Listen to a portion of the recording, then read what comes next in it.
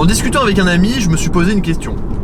Si quelqu'un veut une voiture qui mêle à la fois une petite touche de sport, côté cabriolet, confort, technologie, bref, une voiture qui fait tout, 2 places, avec laquelle on peut vraiment à la fois arsouiller sur une petite route ou faire 600 km d'autoroute sans aucun problème, qu'est-ce qu'on choisit? Et je me suis rapidement rendu compte qu'il n'y avait pas énormément de choix. Alors le choix évident, si on veut une voiture de sport, c'est le Boxster bien sûr, mais si on n'a pas forcément envie d'avoir quelque chose d'ultra sportif, ou alors que simplement le blason Porsche fait un peu peur en termes d'entretien, en termes d'image, etc., qu'est-ce qu'on pourrait prendre? Donc je réfléchissais à ça, et puis d'un coup j'ai vu dans la société d'un de mes amis qui s'appelle Will Become, qui est la société qui m'a prêté la voiture aujourd'hui, j'ai vu ça, un petit TTS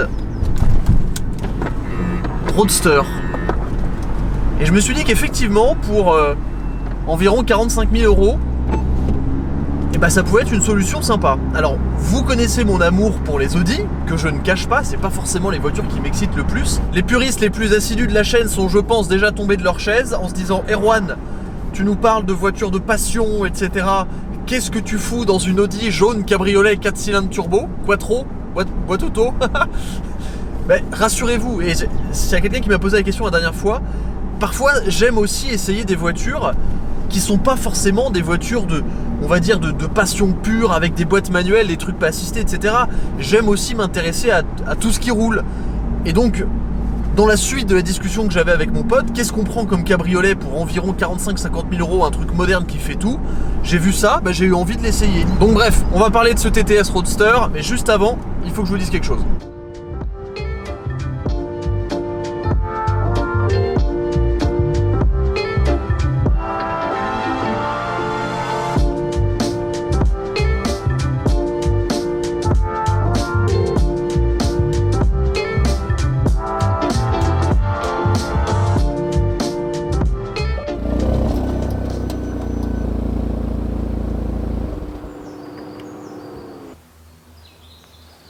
Au début de l'année, je m'étais promis de faire un road trip ou du moins un gros projet au minimum tous les 2 mois. Ça me permet de vous produire des contenus différents des essais classiques, de vous emmener dans des expériences un peu hors normes avec moi, en lien évidemment avec l'automobile, et tout simplement d'apporter de la diversité sur la chaîne. Parmi les gros projets que je peux citer déjà en 2022, il y a eu évidemment le road trip en Yaris GR dans les Alpes, je suis allé avec Land Rover en Alsace, je suis aussi allé en Finlande, en Laponie finlandaise avec Cupra. Là j'ai plusieurs gros voyages qui se profilent, j'en ai 2 en avril, un en France, un deuxième à l'étranger et ensuite un 3e à l'étranger en juin. Mais j'ai vérifié les dates et les 2 fois où je serai à l'étranger, ça sera sur des week-ends de Grand Prix de Formule 1. Donc pour pas les louper, j'utilise NordVPN, qui est le sponsor de la vidéo. Tout le monde connaît NordVPN, c'est un réseau privé virtuel qui vous permet notamment de vous connecter à d'autres serveurs, par exemple au serveur de la Belgique sur la RTBF, pour voir le Grand Prix gratuitement. C'est hyper simple d'utilisation. Vous vous connectez simplement sur votre ordinateur et automatiquement vous êtes en Belgique. En plus cette voiture a un peu la couleur d'une frite, donc finalement c'est dans le thème. En plus en ce moment avec l'offre NordVPN, vous avez la fonction anti-menace qui protège votre ordinateur des logiciels malveillants, des fichiers sites web dangereux, des publicités malveillantes ou des trackers. Pour bénéficier d'une réduction exclusive sur le site de NordVPN,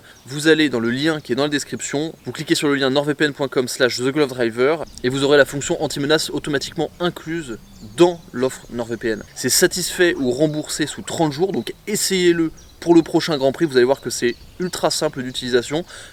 Blague à part, ça fait personnellement plus de 2 ans que j'utilise NordVPN. Le lien est dans la description, merci à NordVPN qui permet de payer mon monteur ce mois-ci.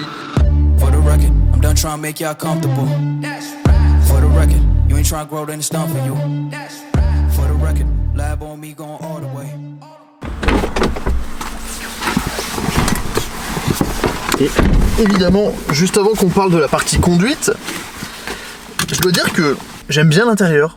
En fait, j'aime bien parce que c'est très épuré. Ça fait un petit son sympathique au démarrage. La couleur jaune à l'extérieur, ça met de bonne humeur. Et même si j'ai eu l'occasion d'essayer quelques Audi, je suis toujours assez impressionné par le Virtual Cockpit qui apporte quand même une sacrée touche de modernité. C'est vrai que comparé à un Cayman, je préfère largement ce système-là et je le dis de manière complètement objective. Alors je vais faire un petit truc. Voilà, je vais monter le machin moche derrière. Il n'y a pas trop de remous dans l'habitacle sous 80-90 km/h. Là vous entendez sûrement un petit peu parce qu'il y a la GoPro qui est là. Mais en vrai c'est une voiture qui est hyper agréable à conduire. C'est très confortable, c'est assez silencieux. C'est pas très gros, ça se manie facilement. En vrai c'est bien, enfin, je peux pas dire le contraire. Et ça me fout le sourire d'être dans une petite voiture jaune comme ça, décapotable. En fait c'est vraiment une voiture qui se conduit sans réfléchir. C'est-à-dire que vous montez dedans, tout est simple, tout fonctionne bien. Vous voulez que ça soit silencieux, c'est silencieux. Vous voulez que ça soit un peu bruyant, ça peut être bruyant. Je vais le démontrer dans 2 secondes. Il y a vraiment une simplicité dans l'utilisation de la voiture qui est, je dois dire, assez agréable. Maintenant, il y a le petit bouton Drive Select ici. J'appuie une fois, mode auto, mode dynamique. Voilà. En dynamique, vous allez avoir voilà, une pédale d'accélérateur un peu plus sensible, un moteur un peu plus sensible aussi, la boîte qui va garder les rapports un peu plus haut dans les tours et la direction qui va se durcir un petit peu. Bon, est-ce que ça lui donne du feeling pour autant? Absolument pas. Mais bon, c'est une Audi, voilà, je l'ai dit. Ensuite, vous pouvez mettre la boîte en tirant en arrière, cette petite boîte S-Tronic 6 rapports en mode dynamique, en tirant. Donc là, je suis toujours en mode auto. Et après, si vous passez en rétrogradant aux palettes, là, vous êtes en mode manuel. Pour parler rapidement de la boîte, c'est la S-Tronic 6 rapports. Elle est vraiment très agréable et c'est une boîte qui sait tout faire. Voilà, ça correspond parfaitement au caractère GT de la voiture. Voilà, aux palettes, c'est très, très réactif.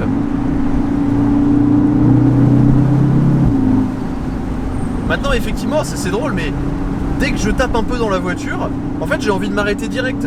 J'ai envie de m'arrêter direct pour juste en profiter simplement. Vous voyez, je suis à 87 km/h là. On sent que la voiture est vraiment typée confort. Mais du coup, si on essaie de la brutaliser, effectivement, c'est assez désastreux. Même si ça tient le pavé, hein. Attention, ça reste... les Audi, c'est quand même connu pour tenir le pavé. On va pouvoir le voir ici un petit peu. On va la mettre un peu en difficulté.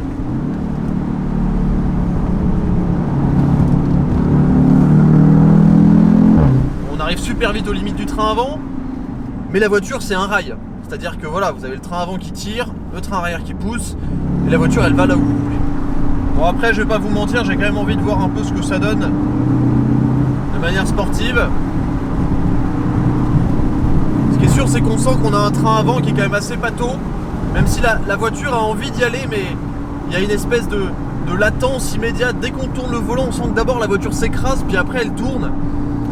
Ça, c'est un peu le comportement typique, mais après c'est sécurisant, hein. C'est complètement sécurisant. C'est comme ça que sont faites les Audi. C'est-à-dire que c'est des trains avant qui sont pas très directeurs, parce que du coup, bah, ça donne une vraie sécurité, et le sous-virage, c'est d'une certaine manière la sécurité, alors qu'une BM, ça va avoir tendance à planter l'avant et l'arrière qui part. Là, dans une Audi, au moins, vous bougez pas.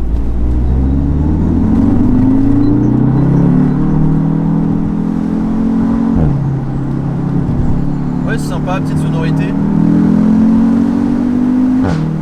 Oh là là, putain, le prout. C'est vraiment quand on met gaz, genre en grand, que ça fait des proutes comme ça. En vrai, ça marche assez bien quand même, hein. Ça marche assez bien, mais le moteur est très souple, donc ça permet d'en profiter sans avoir besoin de taper dedans en fait.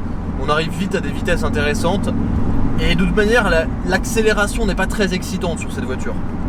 Ça a des performances, hein, on peut pas le nier, il y a 250 km/h de vitesse de pointe, ça marche, hein, mais c'est pas la partie la plus excitante. En vrai, la partie la plus sympa, vraiment, c'est de se balader comme ça tranquillement. Ok, bon, j'ai désactivé le SP, je me mets en manuel, on va voir un peu ce que ça donne sur un truc vraiment sinueux, quand même, histoire de voir comment ça se comporte.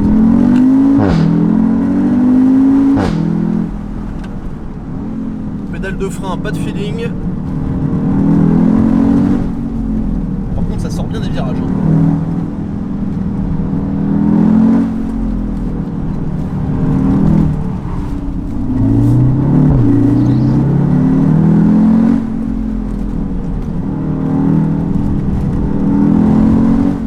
Ça traque de l'avant. C'est marrant parce que on a vraiment vu la ESP déconnectée. Quand j'ai freiné sur les cyclistes, c'est pour ça que je roule pas comme un déglingué non plus, parce que je sais qu'il y a des cyclistes sur cette route. J'étais en fin de virage et j'ai freiné et j'ai senti forcément l'arrière qui se délestait parce que tout le poids était mis sur l'avant. La voiture, elle s'est neutralisée immédiatement. C'est-à-dire qu'elle a voulu un tout petit peu partir du cul et j'ai à peine mis 1 millimètre de contre-braquage, hop, elle s'est écrasée. Mais c'est une voiture qui est pas désagréable en fait à emmener fort parce que ça marche assez bien. C'est très collé à la route. Rapidement, on sent que c'est pas fait pour ça, mais quand même, c'est assez surprenant. Maintenant, moi, c'est pas forcément ma tasse de thé, ce comportement de voiture, mais comme je le disais, la remettre en mode normal, en mode confort, et là, vous avez une vraie voiture qui est atypique.